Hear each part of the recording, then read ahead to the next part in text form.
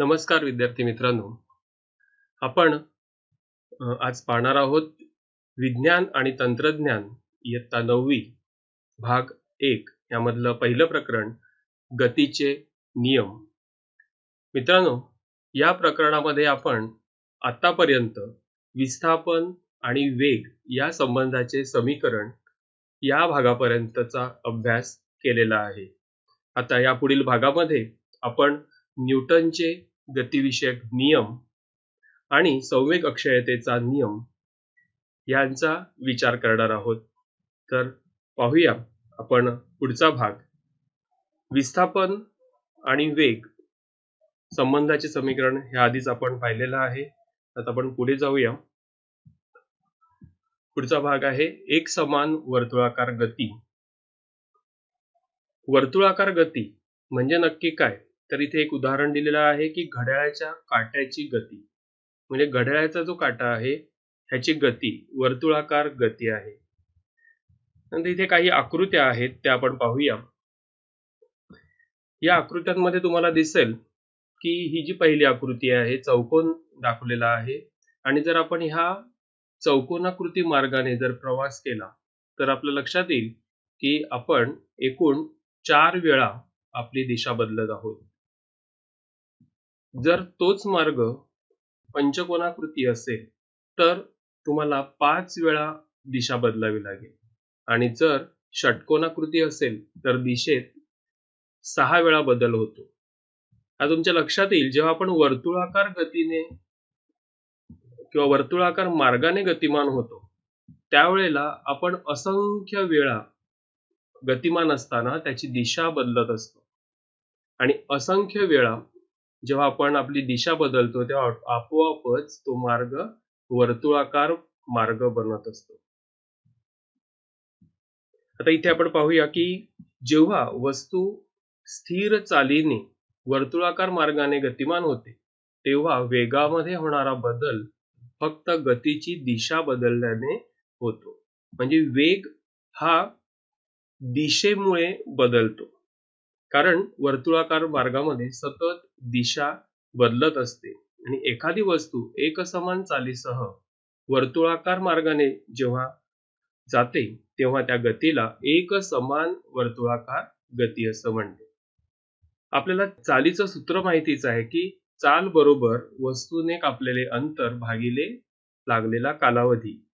समजा एखाद्या वर्तुळाकार गतीमध्ये गतिमान असलेली जर वस्तू असेल आणि टी कालावधीत ती पुन्हा आपल्या मूळ ठिकाणी येत असेल तर ते सूत्र थोडंसं बदलावं लागेल.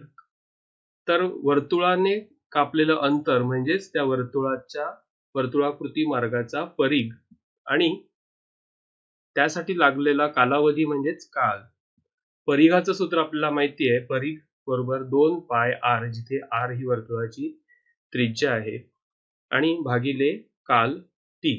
अशा प्रकारे आपण चाल शोधून काढू शकतो. वर्तुळाकार गतीची उदाहरणं काय सांगता येतील तर एकसमान चालीने फिरणाऱ्या गोफणीतील दगडाची गती. म्हणजेच गोफण जर एकसमान चालीने फिरत असेल, गोफण तुम्ही पाहिलीच असेल शेतामध्ये पक्ष्यांना पिकापासून दूर करण्यासाठी जे आपण एक साधन वापरतो. त्यानंतर सायकलचं चाक ही सुद्धा तुम्ही बघितलं, ती सायकलच्या चाकावरील कुठल्याही बिंदूची गती जर घेतली तर ही वर्तुळाकार गतीच असते.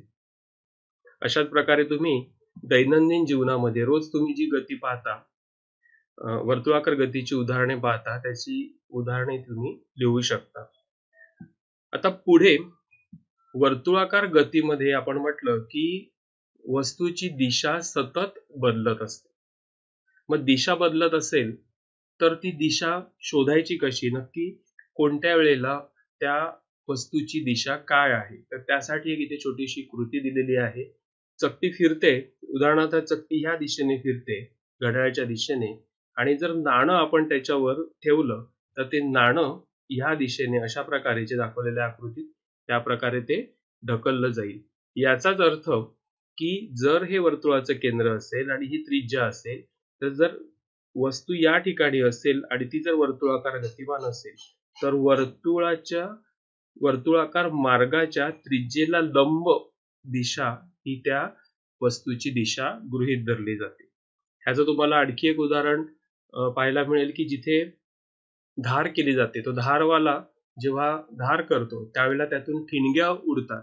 ह्या ठिणग्या सुद्धा हाच वर्तुळाकार वेगाची दिशा दर्शवतात. गतिविषयक नियम आपण काही उदाहरणं पाहूया की स्थिर अवस्थेत असणारी वस्तू जर बल लावलंच नाही त्याच्यावर तर ती तशाच प्रकारे स्थिर राहते. याचा अर्थ एखादं टेबलवर जर तुम्ही पुस्तक ठेवलं तर ते पुस्तक जोपर्यंत त्याला हात लावत नाही तोपर्यंत ते हलू शकत नाही. त्याचबरोबर टेबलवर ठेवलेलं पुस्तक उचलण्यासाठी जे बल लागतं तेवढ्याच बलाने आपल्याला टेबल उचलता येत नाही. टेबलाला जास्त बल लावावं लागेल. त्याचबरोबर फांदी हलवल्यावर फळ खाली पडतं. विजेचा फिरणारा पंखा, आपल्या घरातला पंखा जो असतो तो फिरत असतो जेव्हा आपण त्याला वीज पुरवठा करत असतो. पण जेव्हा वीज पुरवठा बंद होतो तेव्हा सुद्धा बराच काळपर्यंत तो पंखा फिरत राहतो आणि काही वेळानंतर तो थांबतो. याच्यात असं लक्षात येईल की एखादी वस्तू जर स्थिर असेल तर जोपर्यंत आपण त्या वस्तूला बाहेरून एखादं बल लावत नाही तोपर्यंत ती स्थिरच राहते. किंवा एखादी वस्तू जर गतिमान असेल तर जोपर्यंत त्याला बाहेरून एखादं बल, त्याला आपण बाह्य बल म्हणतो, लावत नाही तोपर्यंत ती गतिमानच राहते. आणि हा जो गुणधर्म आहे की गतीमध्ये जी काही गतीची स्थिती आहे त्या वस्तूची ती न बदलण्याचा जो गुणधर्म आहे त्या गुणधर्माला म्हणतात जडत्व. तुमच्या लक्षात येईल की जडत्व शब्दात जड हा एक शब्द आहे. याचा अर्थ जडपणा म्हणजे जडत्व, की आपला जो काही गुणधर्म आहे म्हणजे गतिमान असेल तर गतिमानच राहतात, स्थिर असेल तर स्थिरच राहतो. हा जो गुणधर्म आहे हा गुणधर्म म्हणजेच जडत्वाचा नियम. आणि ह्याच नियमावर न्यूटनने गतिविषयक पहिला नियम दिला आहे. आपण पाहूया न्यूटनचा गतिविषयक नियम म्हणजे नक्की काय आहे. तर इथे छोटीशी कृती दिलेली आहे की एका ग्लासमध्ये तुम्ही वाळू भरून घेतली आणि त्या ग्लासवर एक पुठ्ठा ठेवला. त्या पुठ्ठ्यावर 5 रुपयाचं नाणं ठेवायचं आणि पुठ्ठ्याला जोरात टिचकी मारली तर काय होईल की पुठ्ठा बाहेर फेकला जाईल आणि नाणं हे वाळूमध्ये, ग्लासमध्ये पडेल. याचाच अर्थ पुठ्ठ्यावर लावलेले जे बल आहे ते पुठ्ठ्याला गतिमान केलं त्या बलाने, परंतु आपण नाण्याला बल लावलेलं नाही म्हणून नाण्याचा जो गुणधर्म आहे स्थिर राहण्याचा तो तसाच राहिला आणि नाणं मात्र त्या वाळूमध्ये पडलेलं आहे. म्हणजे अशा प्रकारे हा जो गुणधर्म आहे ह्यालाच म्हणतात जडत्वाचा नियम. हा नियम समजून घेण्यासाठी म्हणजे न्यूटनचा गतिविषयक नियम समजून घेण्यासाठी आणखी एक संकल्पना आपल्याला माहित असणं आवश्यक आहे, ते म्हणजे संतुलित आणि असंतुलित बले. संतुलित बल म्हणजे काय, तर जेव्हा एखादी वस्तू टेबलवर असते, उदाहरणार्थ एक पाण्याची बॉटल तुम्ही जर टेबलवर ठेवली तर त्या बाटलीच्या वस्तुमानामुळे टेबलाच्या पृष्ठभागावर बल प्रयुक्त केलं जाईल, म्हणजे बल लावलं जाईल की जे टेबलाला खालच्या दिशेला ढकलेल. परंतु टेबल मात्र खालच्या दिशेला जात नाही. टेबल स्थिर असतं आणि बाटली सुद्धा स्थिर असते. याचाच अर्थ टेबल सुद्धा जितकं बल बाटली लावते तेवढ्याच प्रमाणात विरुद्ध दिशेने बल लावतं आणि ती दोन्ही बल संतुलित होतात. म्हणून अशा बलाला म्हणतो संतुलित बले. तसंच तुम्ही रस्सी खेचाचं उदाहरण पाहिलं असेल की जोपर्यंत दोन्ही बाजूंनी सारखंच बल लावलं जातं तोपर्यंत रस्सीची जो मध्यभागी असतो जिथे आपण रुमाल वगैरे बांधतो तो भाग आहे तो स्थिर राहतो. पण जेव्हा एखाद्या बाजूचं बल वाढतं त्यावेळेला तो जो मध्य आहे तो स्थिर राहत नाही, तो एका दिशेने ज्या दिशेला अधिक बल आहे त्या दिशेला खेचला जातो. याचाच अर्थ तिथे असंतुलित बल कार्य करतं.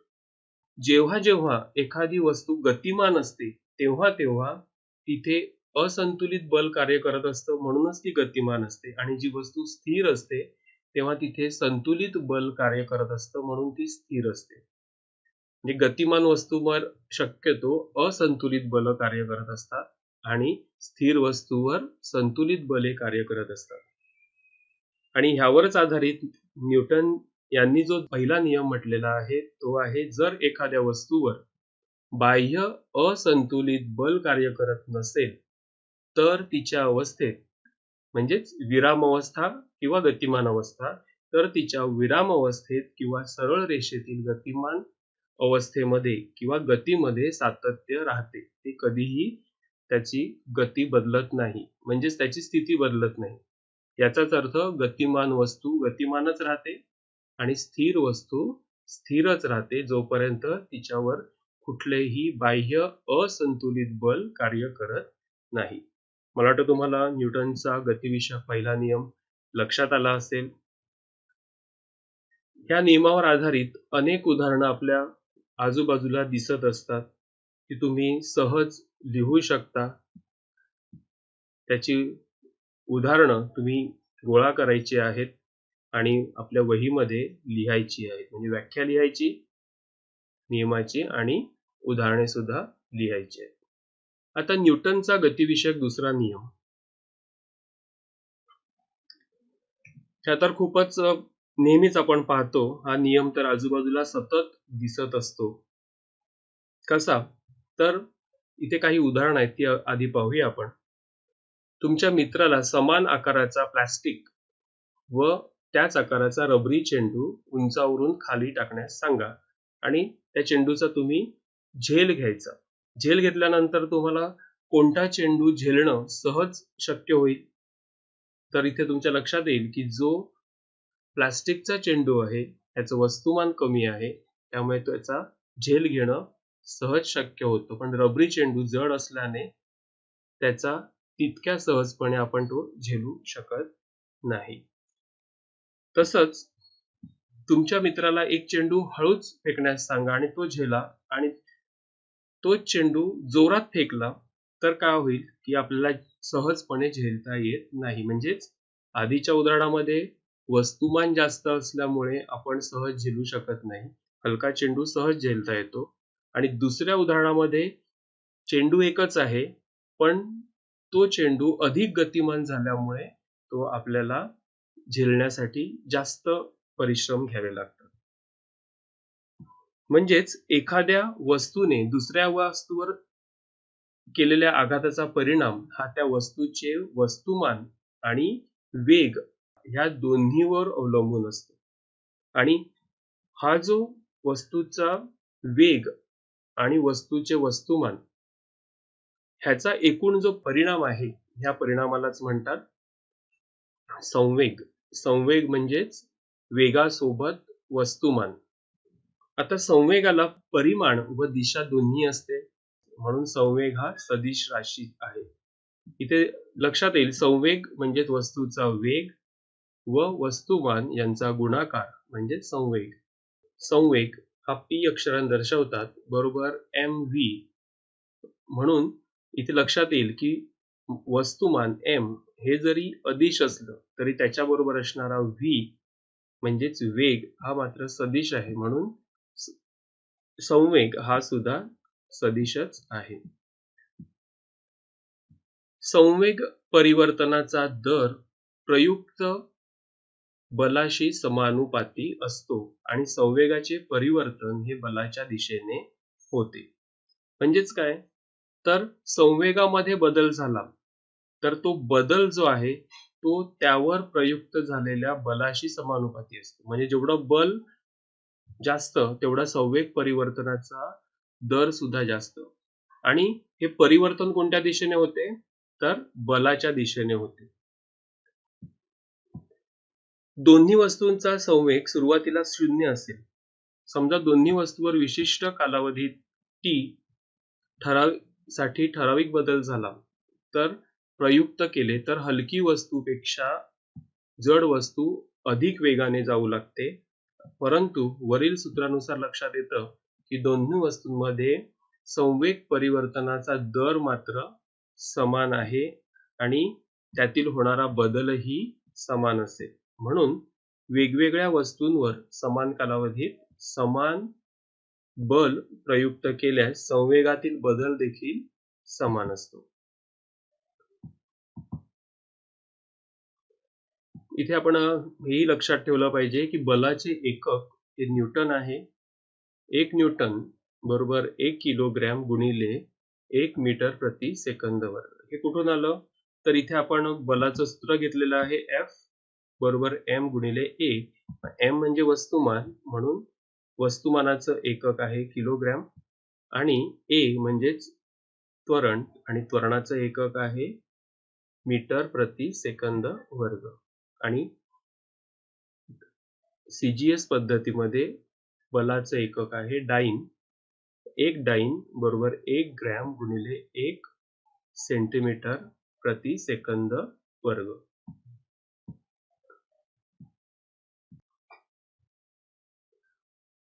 आपण आता पुढे जाऊया. न्यूटनचा गतिविषयक तिसरा नियम.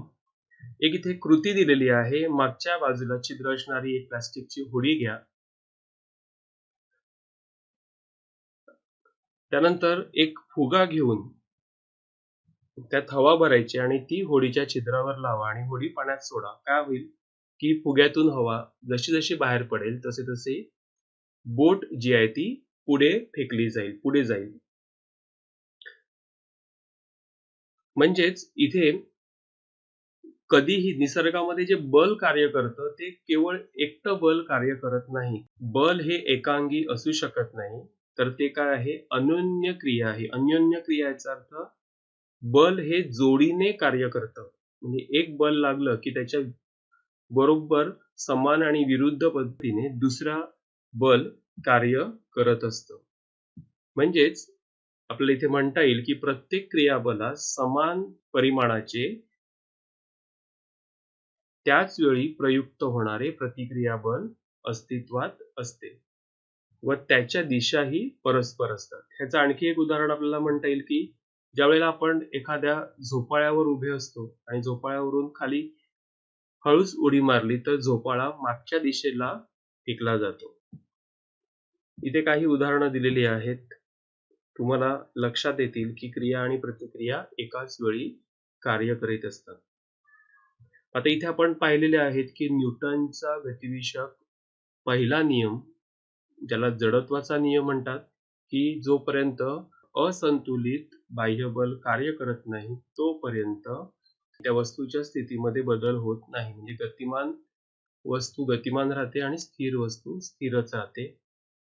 दुसऱ्या नियमामध्ये आपण पाहिले संवेग परिवर्तनाचा दर जो आहे तो दर बलाच्या समानुपाती असतो. जे बल आपण प्रयुक्त केलेलं असतं त्या बलाच्या समानुपाती असतो. आणि आता आपण पाहिला न्यूटनचा गतिविषयक तिसरा नियम, की ज्याच्यामध्ये आपण पाहिलं की प्रत्येक क्रियाबलास समान परिमाणाचे आणि विरुद्ध दिशेने कार्य करणारे क्रियाबल अस्तित्वात असते. म्हणजेच प्रत्येक बल जेव्हा कार्य करतं एखाद्या वस्तूवर त्यावेळेला त्याच्या विरुद्ध दिशेने आणि समान परिमाण असलेले प्रतिक्रिया बल कार्य करत असतं. पुढचा भाग आहे संवेग अक्षयतेचा सिद्धांत. संवेग अक्षयतेचा सिद्धांत म्हणजेच law of conservation of momentum. संवेग हा वस्तूच्या वस्तुमान आणि वेग यांचा गुणाकार असतो. त्यामुळे जर आपण एखादं उदाहरण पाहिलं की A आणि B ह्या दोन वस्तू आहेत, A चं वस्तुमान m1, B चं वस्तुमान m2, तर त्यांचे संवेग हे m1 u1 आणि m2 u2 असतील, जिथे u हे त्यांचा सुरुवातीचे वेग असणार आहेत. u1 हा A चा वेग आहे आणि u2 हा B या वस्तूचा वेग आहे, सुरुवातीचा वेग. समजा ह्या दोन वस्तू एकमेकांवर आदळल्या तर त्यांचा अंतिम वेग बदलणार आहे. त्यांच्या वेगामध्ये बदल होणार, कारण ते एकमेकांवर आदळलेले आहेत. आणि समजा A या वस्तूचा अंतिम वेग झाला v1, त्यामुळे त्याचा संवेग आघातानंतर असणार आहे m1 v1, आणि B या वस्तूचा अंतिम वेग समजा असेल v2, तर त्या वस्तूचा आघातानंतरचा संवेग असणार आहे m2v2. आता हे लक्षात येईल की आघात होतो याचा अर्थ जिथे वस्तुमान आहे, वेग आहे, याचा अर्थ तिथे बल प्रयुक्त केलं जातं. समजा B वर F2 हे बल प्रयुक्त केलं गेलंय आणि A वर F1 हे बल प्रयुक्त केलंय, तर त्या दोन्ही बलांची जी परिमाणं आहेत ही सारखीच असणार आहेत.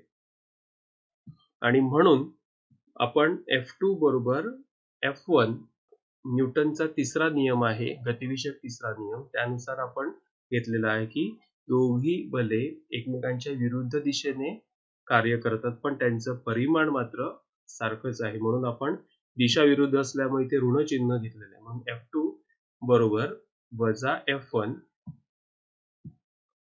इथे बलाचं सूत्र आपण वापरलेलं आहे F बरोबर ma, आणि त्यामुळे आपल्याला इथे पुढच्या पायरीमध्ये m2 a2 बरोबर वजा m1 a1 हे मिळालेलं आहे. परंतु a ची किंमत v वजा u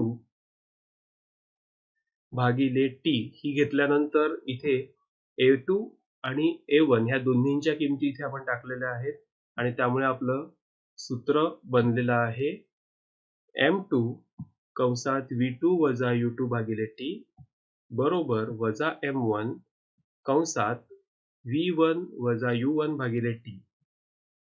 दोन्ही बाजूंना t सामायिक आहे, त्यामुळे त्यांचा भागाकार होऊन ते काढून टाकले जाऊ शकतात. म्हणून सूत्र आपलं बनणार m2 कंसात v2 वजा u2 बरोबर वजा m1 कंसात v1 वजा u1. कंस सोडवल्यानंतर आपल्याला मिळणार m2 v2 वजा m2 u2 बरोबर वजा m1 v1 अधिक m1 u1.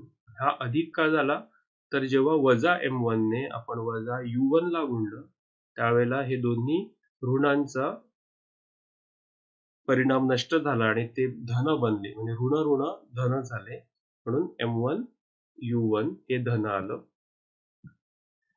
आता इथे आपण अंतिम वेग आणि सुरुवातीचा वेग हे ह्यांच्या पक्षांतर करू, म्हणजेच डावीकडच्या भागामध्ये सगळे अंतिम वेग घेऊया दोन्ही वस्तूंचे, आणि उजवीकडच्या भागांमध्ये सुरुवातीचे वेग. ते घेतल्यानंतर आपल्याला सूत्र मिळतं m2 v2 अधिक m1 v1 बरोबर m1 u1 अधिक m2 u2. आता हे पाहिल्यानंतर तुमच्या लक्षात येईल की सुरुवातीचे m2 v2 म्हणजेच अंतिम संवेग कोणाचा, B या वस्तूचा, आणि हा आहे अंतिम संवेग A या वस्तूचा. ह्या दोघांची बेरीज केली तर ती बेरीज m1 u1 म्हणजेच सुरुवातीचा संवेग A ह्या वस्तूचा आणि m2 u2 म्हणजे सुरुवातीचा संवेग B या वस्तूचा, या दोघांच्या बेरजे इतकाच असतो. म्हणजेच एकूण अंतिम संवेगाचे परिमाण आणि एकूण सुरुवातीच्या संवेगाचे परिमाण हे दोन्ही समान असतात. म्हणून आपल्याला हे विधान म्हणता येईल की दोन वस्तूंची जर परस्पर क्रिया होत असेल आणि त्यांच्यावर जर काही बाह्य बल कार्यरत नसेल तर त्यांचा एकूण संवेग हा स्थिर राहतो, तो बदलत नाही. आणि हा जो संवेग अक्षयतेचा नियम आहे ह्यालाच आपण म्हणतो न्यूटनच्या गतिविषयक नियमाचा उपसिद्धांत. आणि इथे जिथे जिथे आपल्याला टक्कर दिसून येते, ऍक्सिडेंट आपण ज्याला म्हणतो, जी टक्कर दिसून येते, तिथे तिथे आपल्याला संवेग अक्षयतेचा सिद्धांत आपल्याला पडताळून बघता येतो. म्हणजे जर दोन वस्तूंची टक्कर झाली तर त्यांचा आघातापूर्वीचा संवेग आणि आघातानंतरचा संवेग हा सारखाच असतो.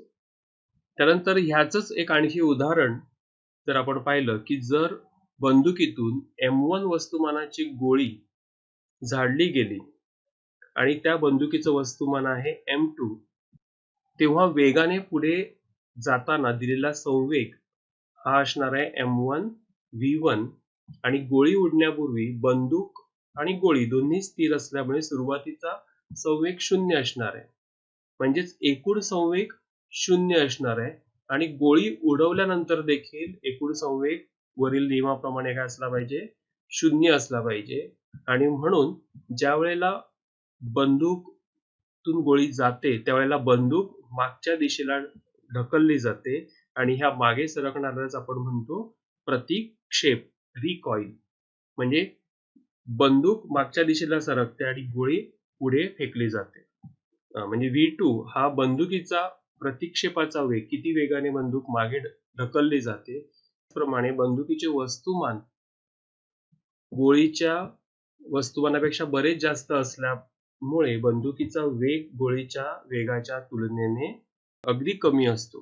कारण बंदुकीचा संवेग आणि गोळीचा संवेग ह्याचा परिमाण सारखा आहे पण दिशा विरुद्ध आहेत. त्यामुळे परिमाण सारखे असल्यामुळे बंदुकीचा कमी वेग असतो आणि त्या मानाने गोळीला मात्र भरपूर वेग मिळतो आणि म्हणूनच तिथे संवेग स्थिर असतो. अग्निमानाचं जे प्रक्षेपण आहे तिथेही अशाच प्रकारचा आपल्याला सिद्धांत पडताळून पाहता येतो. म्हणजेच रॉकेटचं प्रक्षेपण होत असताना सुद्धा वायू खालच्या दिशेने ढकलले जात असताना तेवढाच संवेग वरच्या दिशेलाही कार्य करतो आणि रॉकेट वरच्या दिशेने गतिमान होते. आता ह्या भागामध्ये आपण पाहिलेला आहे न्यूटनचे गतिविषयक 3 नियम आणि संवेग अक्षयतेचा नियम आणि ह्यावर आधारित ही काही सोडवलेली उदाहरणे आहेत. आता इथे ह्या 2 भागांमध्ये आपलं गतीचे नियम हे प्रकरण पूर्ण झालेलं आहे. पुढच्या भागामध्ये आपण ह्यावर आधारित जे काही स्वाध्याय आहेत त्या स्वाध्यायांची चर्चा करणार आहोत. धन्यवाद.